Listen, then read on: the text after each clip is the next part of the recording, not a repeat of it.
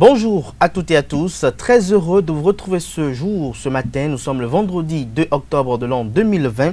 Dans l'actualité politique nationale ce matin, du plafond plancher, on note des commentaires et analyses au sujet de l'organisation de la présidentielle de 2021. Les confrères rapportent des commentaires et analyses au sujet du parrainage sous anonymat et également au sujet du financement public des partis politiques. Dans la presse nationale ce jour, on note également les sujets suivants. Le Conseil national extraordinaire du parti pour l'engagement et la relève perd, l'augmentation de la masse horaire des aspirants, les révélations de l'ex-régisseur de la Direction générale des impôts à la Cour de répression des infractions économiques et du terrorisme. Et pour finir, nous avons également à la une des parutions de ce matin des noms au sujet, des révélations au sujet des 200 nominations effectuées cette semaine dans 3 ministères lors du conseil hebdomadaire des ministres. Des précisions dans la présentation de quelques unes de journaux parus ce jour au Bénin. Le bulletin matinal d'information de ce matin sera une présentation de Kaleski Tomé avec lequel nous ferons le débat ce matin. Il sera face à Claude Alofa. Nous parlerons de l'usage des téléphones portables par les élèves et les étudiants en cette période de rentrée académique. En fin d'émission, c'est-à-dire dans la seconde partie de cette matinale,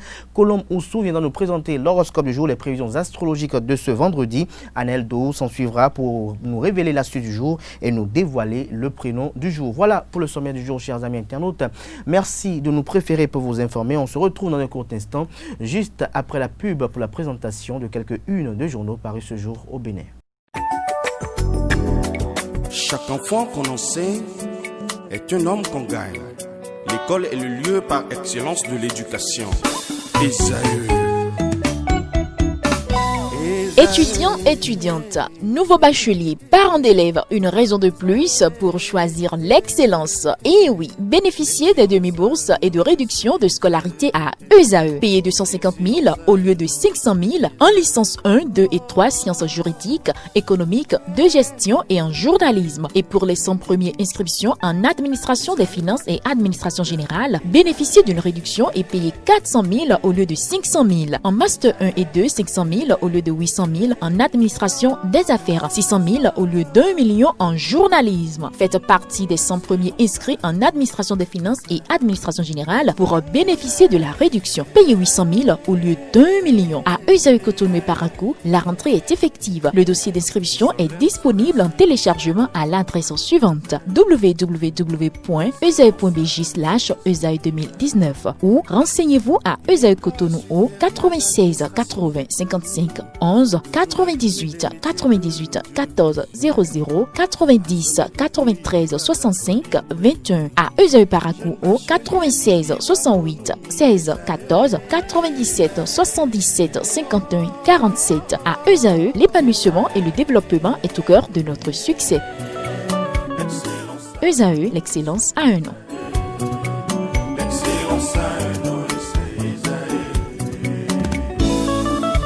La rumba, c'est la musique des sages.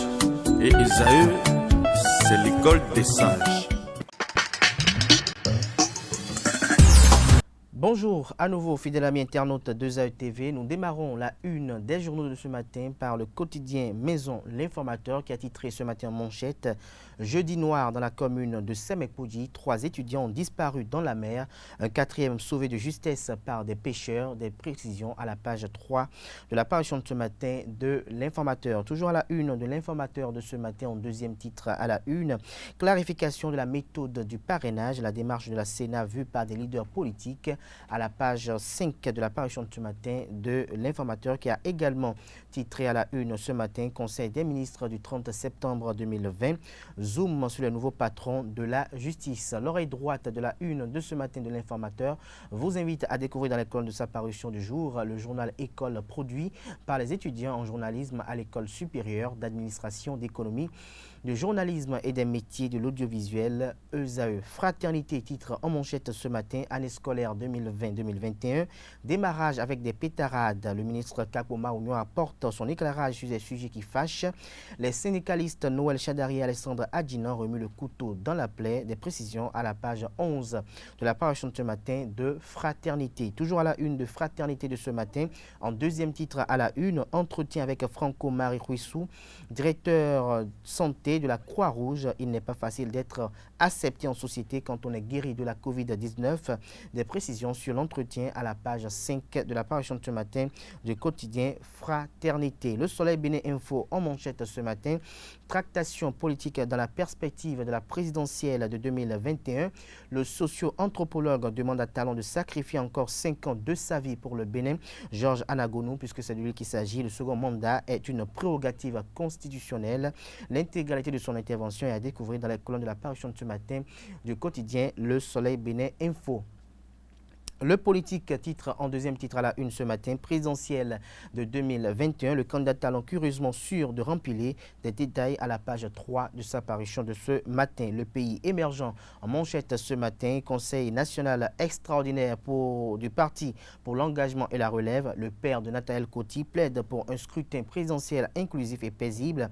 À lire la déclaration du président d'honneur dans les colonnes de la parution de ce matin du quotidien Le pays émergent. L'économiste s'ensuit qui titre en manchette ce matin, commercialisation des croupillons de dinde au Bénin, un laisser-aller meurtrier pour les populations. Des détails à la page 3 de la parution de ce matin du Canard. Monde 7 Info en manchette ce matin, critique de l'ancien président Thomas Boni sur l'interview de Talon. Le ministre Alain Orunla, porte-parole du gouvernement, recadre Boni Yayi. Nous passons à présent à Nord-Sud quotidien, présidentielle de 2021. Pas plus de 9 candidats pour la course, fait observer le confrère. Plus de détails à la page 3 de sa parution de ce matin. Le matinal en manchette ce matin, présidentielle de 2021. L'affichage de la liste électorale officiellement lancée. Des détails à la page 11 de la parution de ce matin du Canard. Nous passons à présent à les 4 vérités qui titrent en manchette ce matin, actualisation du fichier électoral pour la présidentielle 2021. Les Béninois invités à sortir pour consulter les listes pour d'éventuelles corrections. Le président de COS-Lépi, Gilbert Bagana, était au 3e arrondissement de Porte-Novo ce jeudi, rapporte le confrère. Plus de précisions à la page 3 de sa parution du jour. L'opinion aujourd'hui titre en manchette ce matin, mode d'application du principe du parrainage à la présidentielle 2021, parrainage individuel dans l'anonymat. Les partis politiques toujours divisé sur la question. Le Canard rapporte des regards contradictoires dans les colonnes de sa parution de ce matin.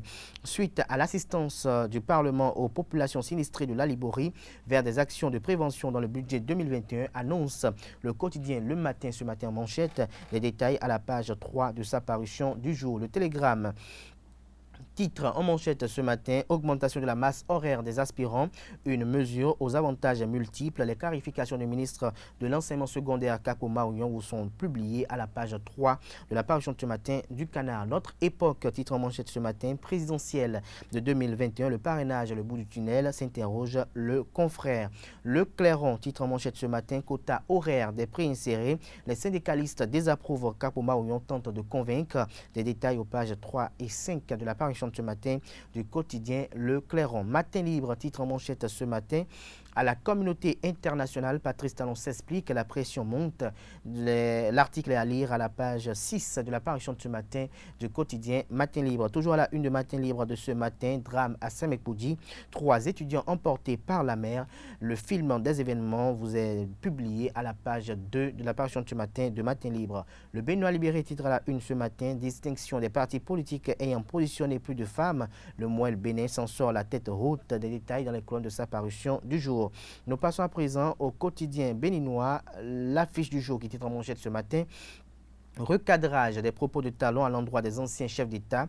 Et si on taisait enfin la polémique, s'interroge le confrère. Le potentiel consacre sa manchette de ce matin aux révélations de l'ex-régisseur de la Direction générale des impôts à la Cour de répression des infractions économiques et du terrorisme Criette. Carlos Adouano a parlé séisme de magnitude de 9 au ministère de l'économie et des finances. Au lieu de 4 milliards de francs CFA, c'est plutôt 13 milliards dilapidés par les criminels financiers. Garde à vue pour le DGR Lambert Ablé. L'IGF, MEF, Fascinon, Zinso. Écoutez des détails aux pages 3 et 4 de la parution de ce matin de Le Potentiel qui a titré ce matin en deuxième titre à la une. Restitution des résultats de la mission conjointe du contrôle financier et de la CONAFIL, Talon, met fin à l'hérésie financière dans les communes. Nous passons à l'autre quotidien pour mettre un terme à la une des journaux de ce matin. Augmentation de la masse horaire des aspirants, un mécanisme gagnant-gagnant qui améliore le statut des vacataires. L'argumentaire vous est publié à la page 2 de la parution de ce matin du quotidien L'autre quotidien. Ce sera tout pour la présentation de quelques-unes de journaux. Les quotidiens sont disponibles dans les kiosques au prix de 300 francs CFA. Ils sont également accessibles en ligne. Nous passons à présent au bulletin matinal d'information sur Free Matin. C'est une présentation de Carles Kitomé. Amis internautes, bonjour et bienvenue à ce bulletin d'information. Le directeur des affaires juridiques et financières de la mairie de Cotonou, Richard Rolonsou, est relevé de ses fonctions par le maire intérimaire Randis Awandi, nous rapporte le journal en ligne Banuto. Selon les informations recueillies auprès d'une source à la mairie de Cotonou, son limogeage a été décidé par le maire intérimaire en réaction à un acte d'insubordination. Contacté par Banuto, l'intéressé n'aurait pas souhaité faire des commentaires à ce sujet. Ce limogeage intervient quelques jours après une vague de suspension d'agents et de cadres de l'administration municipale. Au total, 11 agents et cadres de la mairie ont été suspendus de leur poste et mis à la disposition de la direction des ressources humaines de la mairie, en attendant la clarification de leur situation administrative. Innombrables sont les pannes auxquelles sont exposés les utilisateurs d'engins à moteur au cours de la saison des pluies. Usagers et réparateurs souffrent des affres des eaux. Le reportage de Colombe Inès Ounsoué de Jacques Morion Talmeda nous renseigne davantage sur le sujet. Le garage de Vincent Houdjor est encombré par les véhicules en panne en ce début du mois d'octobre. Une situation qu'il vit à chaque saison des pluies.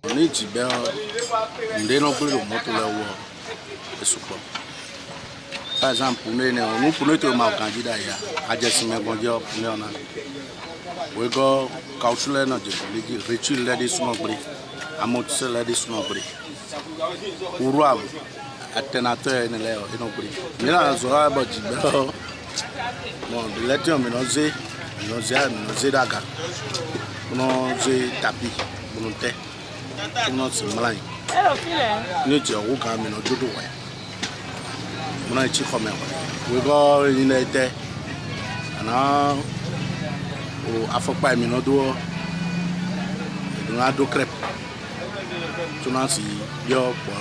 Les pannes ne sont pas que mécaniques. L'eau de ruissellement et l'eau stagnante a également des effets néfastes sur l'électricité des voitures. Les clients viennent ici souvent dans la période de pluie, surtout les pannes confrontées sur ces véhicules. Vous allez voir ça, ils ont le problème de l'alternateur quand ils passent dans les eaux.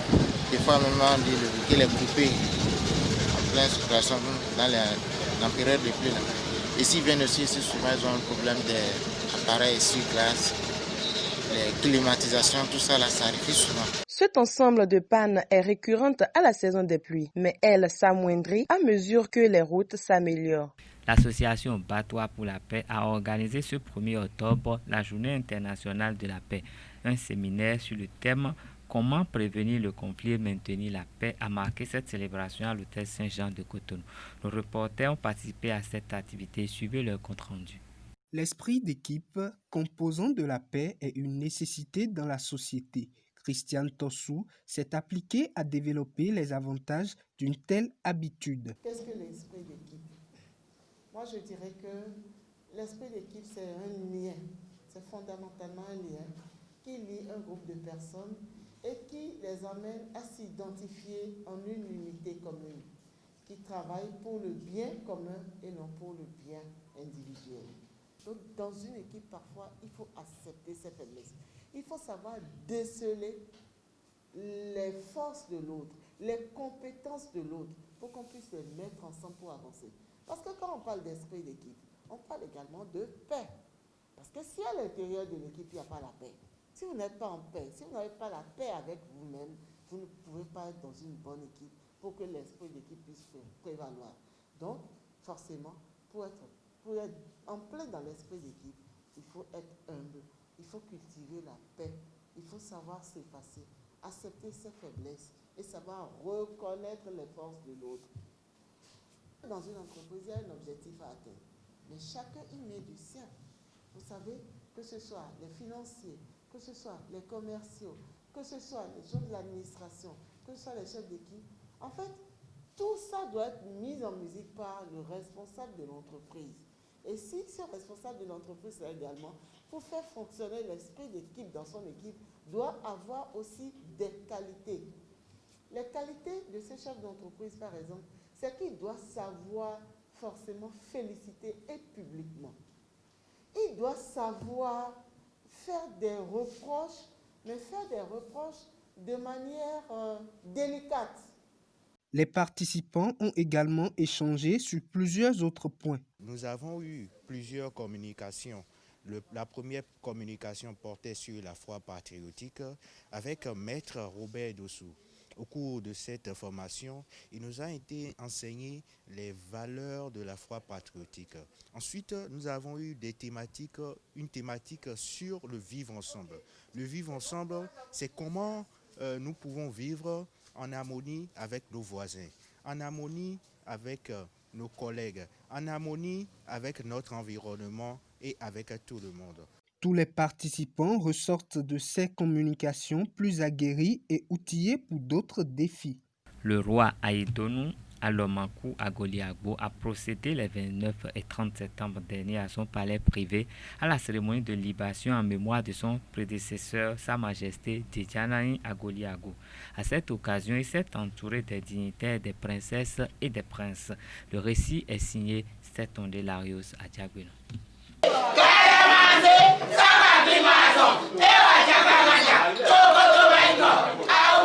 Au royaume d'Abomey, la tradition impose au roi Rayon de faire des libations en mémoire de ses prédécesseurs à tour de rôle. Sa Majesté Aïdonou Alomankou Agoliagbo, 5e roi de la lignée, honore le souverain Djedjanaï Agoliagbo, parti à Alada en 2018 en présentant des offrandes aux ancêtres. Ce rituel religieux coïncide avec le 32e anniversaire d'intronisation de ce dernier.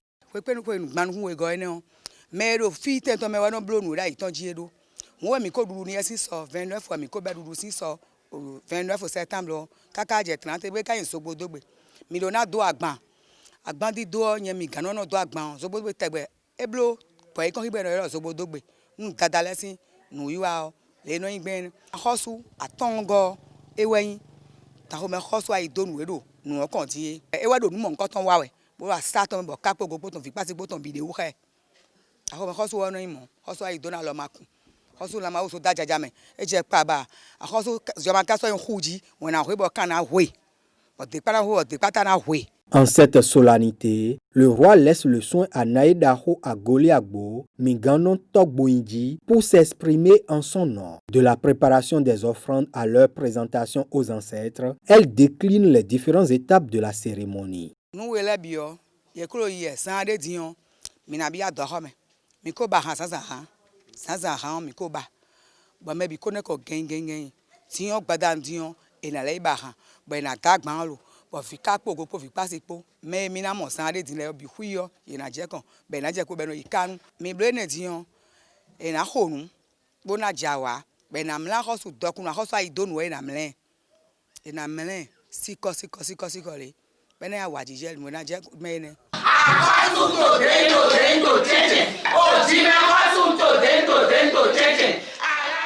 Après avoir sacrifié à cette tradition, Sa Majesté Aïdonou Alomankou Agoliagbo va bénéficier de beaucoup de grâces. Il en sera de même pour chacun des participants.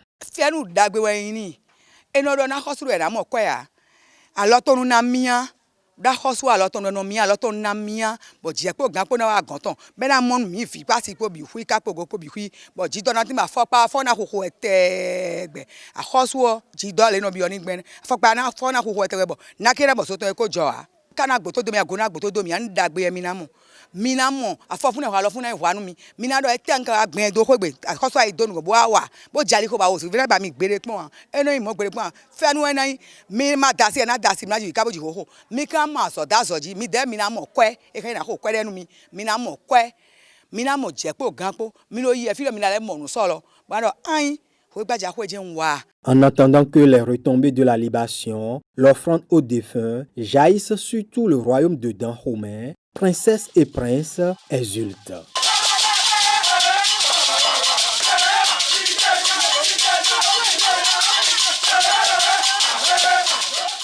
Ce sera tout pour ce bulletin d'information. Merci de nous rester fidèles.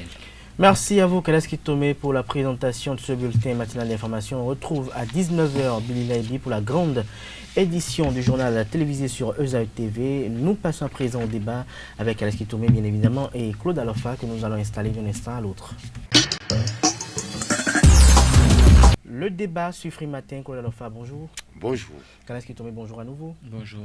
Alors, Claude Alofa, dites-nous quel est votre regard au sujet de l'utilisation des téléphones portables par des élèves et des étudiants? Oui, le téléphone portable, un outil d'importance de nos jours, par rapport à la société moderne, notre civilisation, oui, nous en avons besoin, nous l'utilisons. C'est un problème général, mais un problème plus grand encore lorsque nous nous retrouvons avec les élèves dans les établissements. C'est vrai qu'il y a des cas rares aussi dans les écoles, mais généralement ce sont les élèves et puis après les étudiants au moment où ils sont en situation de classe. C'est le plus difficile. Lorsque les tests prévoient que lorsque vous êtes en situation d'école, lorsque vous mettez pied dans l'établissement, vous ne devez pas avoir sur vous, vous devez apporter sur vous un portable, quel qu'il soit. Malheureusement, les enfants font à leur tête. Généralement, ils apportent les portables. Soit ils disent qu'ils l'ont éteint, soit ils disent qu'ils l'ont mis sur main libre et cela crée des problèmes entre eux, les professeurs et l'administration des divers collèges. Cette situation, elle n'est pas du tout bonne parce que un élève, nous-mêmes nous savons, même sur un plateau de télévision, lorsqu'un téléphone doit retentir, même si c'est en vibrant, c'est un problème parce que ça distrait. Alors, dans une salle de classe, c'est encore plus difficile. C'est encore plus difficile, mais pourquoi des parents estiment que leur enfant doit avoir sur lui un téléphone portable ou même jusqu'à même un smartphone? Que les enfants aient un téléphone sur eux, là n'est pas le vrai problème. Mais le problème, c'est la question de l'organisation et de la gestion. Parce qu'avoir un matériel qui peut servir est une bonne chose, mais savoir s'en servir, parce que je crois on dit chaque chose en son temps. Donc, il faut savoir exactement le moment approprié auquel il faut l'utiliser. Si l'enfant a le téléphone, ça peut lui permettre d'échanger avec les parents en temps réel et comme il se doit. Mais les parents savent qu'il est au cours. Donc, pendant qu'il est au cours, il n'est pas permis qu'il soit en conversation avec qui que ce soit. Et généralement, quand c'est pendant les heures de cours, les parents même ne prennent pas le risque de communiquer avec leurs enfants, élèves ou étudiants. Mais c'est plutôt les enfants entre eux qui s'écrivent, qui créent d'autres problèmes ou qui s'adonnent à d'autres activités au lieu d'être concentrés sur les cours qui sont dispensés. Et au bout du rouleau, c'est pour se retrouver avec 27 reprises, 39 reprises sur 40. C'est tellement criard et c'est une situation. Les parents doivent sensibiliser en fait leurs enfants à ce qu'ils sachent que pendant les heures de cours, le téléphone doit être fermé. À la pause, on peut consulter pour voir s'il y a des messages importants. Pendant la récréation, on peut voir, mais le reste du temps, il faut pouvoir être concentré. Quel que soit ce qui se passe, le parent même ne doit pas appeler l'enfant pendant qu'il est au cours. Donc, il faut qu'il soit concentré sur le cours. C'est le parent qui l'inscrit, c'est le parent qui paye la scolarité, c'est le parent qui achète en fait tout le matériel pour suivre les cours. Et si c'est ce même parent qui va le perturber pendant le cours, je trouve que ça pose un problème. Donc, les parents doivent savoir gérer et les élèves, même entre eux ou les étudiants, doivent savoir que quand on est au cours, quand on est en train d'écouter quelqu'un, on ne peut pas faire deux choses à la fois. Donc, quand ils sont en train de suivre un cours, ce n'est pas possible qu'ils puissent converser de façon valable avec quelqu'un. Donc, s'ils peuvent se régler, savoir que quand ils sont au cours, ils sont au cours. Quand ils sont en train d'étudier à la maison, ils sont en train d'étudier. Parce que ce n'est pas que pendant les cours que ça dérange. Pendant qu'il faut étudier à la maison, si on constate 2 heures pour faire les études, que le téléphone soit hors de portée ou bien quand même, je ne sais pas, dans un état où il ne va pas perturber cette séance. Et à la fin de la séance, on peut se rattraper sur tout ce qui a, en plus que généralement, il n'y a jamais d'urgence avec les élèves ou les étudiants si ce n'est pas un rendez-vous qui n'a rien à voir à cette étape de la vie. Donc pour moi, c'est une question de discipline et d'organisation. Discipline et organisation, il en est même aussi pour l'étudiant. Est-ce qu'on a besoin d'interdire un téléphone, un smartphone à un étudiant quand on sait qu'il est déjà mature, responsable et qui lui-même quand même doit avoir, je dirais, en tête que quand il s'agit des cours, il faut ranger le téléphone? La question qu'il faut se poser et poser aux parents, c'est de savoir au moment où ils sont en train de converser avec leurs enfants à la maison, si l'enfant se mettait à appuyer ou à tapoter sur son portable, est-ce il serait heureux de le faire? Est-ce qu'il croirait que l'enfant les suit au moment où il appuie son téléphone? Et s'ils répondent à cette question, ils verront que c'est dangereux de demander de remettre à leurs enfants des téléphones portables et venir à l'école. À l'université, oui, c'est permis de venir dans l'enceinte de l'université avec vos portables. Mais dans les écoles, les cours secondaires, il est formellement interdit d'entrer même dans l'établissement avec cela. Les tests prévoient même que les portables, que les surveillants passent dans les salles de classe, qu'ils fassent des descentes inopinées et qu'ils collectent tout ce qu'il y a comme téléphone. Et l'autorisation a été faite donc de pouvoir les détruire au mât devant tout le monde et que cela soit donc cela fasse leçon, cela donne leçon aux autres. Seulement que généralement les parents mettent la pression lorsqu'ils savent que bon, c'est un téléphone peut-être qui leur coûte cher. Parfois ils viennent vous dire que ce ne sont pas eux qui ont autorisé l'enfant, que l'enfant a pris le téléphone à leur insu et donc ils négocient l'indulgence. Et c'est ça justement qui n'est pas juste. C'est ça qui n'est pas bien parce que vous le disiez tout à l'heure, un enfant, un élève n'a rien à faire avec un téléphone portable. D'ailleurs, lorsque les téléphones n'étaient pas là, lorsqu'on n'en avait pas à foison comme cela, les parents réglaient les problèmes. Il n'y a aucun problème que vous devez régler, vous devez appeler. Et puis l'administration dans toutes les écoles vous offre des numéros, le numéro du censeur, le numéro du surveillant, le numéro du directeur. Vous appelez l'administration qui va donc chercher l'enfant pour vous. C'est autorisé. Ils peuvent faire sortir les enfants qui viennent recevoir l'appel. Lorsqu'on avait des téléphones fixes, c'était ce qui se passait. Alors, je crois que c'est de l'indiscipline au niveau donc aussi bien de certains parents que des élèves. Généralement, il faut les comprendre. Eux, ils veulent démontrer à leurs camarades de classe qu'ils ont telle marque de téléphone. Ils veulent démontrer qu'ils ont suivi un film et que c'est là-dessus. Ils veulent partager beaucoup de choses. C'est un peu l'insouciance, l'inconscience de ces âges-là, généralement. Mais il revient donc aux parents de veiller à cela, comme ils ne doivent pas permettre certaines choses à leurs enfants. Cela fait partie des principales choses qu'il ne faut pas permettre à l'enfant. Dans tous les cas, quand vous voulez que votre enfant réussisse, il faut le faire. Lorsque l'enseignant est en situation de classe et qu'il se rend compte qu'il y a un élève qui sort un portable et qui commence donc par où il ne suit pas, il baisse la tête, parfois même ils font semblant de vous suivre et ils appuient en dessous de table. Il est demandé aux enseignants de prendre le téléphone. Maintenant, ce qui se passe, c'est que certains enfants s'opposent à cela. Et ça crée du désordre. Parce que si vous avez 2 heures ou 3 heures de cours et qu'avec un enfant, vous devez régler un problème de portable pendant 10 minutes, 15 minutes, vous voyez, ça empêche tout le reste. Il faut que les parents sensibilisent leurs enfants. Les établissements prennent déjà leur responsabilité généralement, mais il vaut mieux que les parents sensibilisent les enfants, que les parents éduquent leurs enfants. L'école, oui, leur dit, mais l'école ne peut que sanctionner. Et que les parents veillent à cela. C'est leur argent, ce sont leurs enfants, c'est vrai, ce sont les enfants béninois. Mais l'État béninois a prévu une réglementation à la matière. Le ministère a sorti une réglementation et c'est clair là-dessus. Maintenant, lorsque on veut s'amuser avec la vie de son enfant, c'est bon, faites-le. Mais lorsque cela empêche les autres enfants de suivre, ça devient vraiment dangereux. Qu'est-ce qui tourne? Oui, je dirais que c'est du snobisme en fait. Nous voulons copier les autres, nous les copions très très mal. Parce que dans les pays où les téléphones là, qui nous sont déversés sur le marché se fabriquent, les enfants ne s'amusent pas avec les téléphones au cours.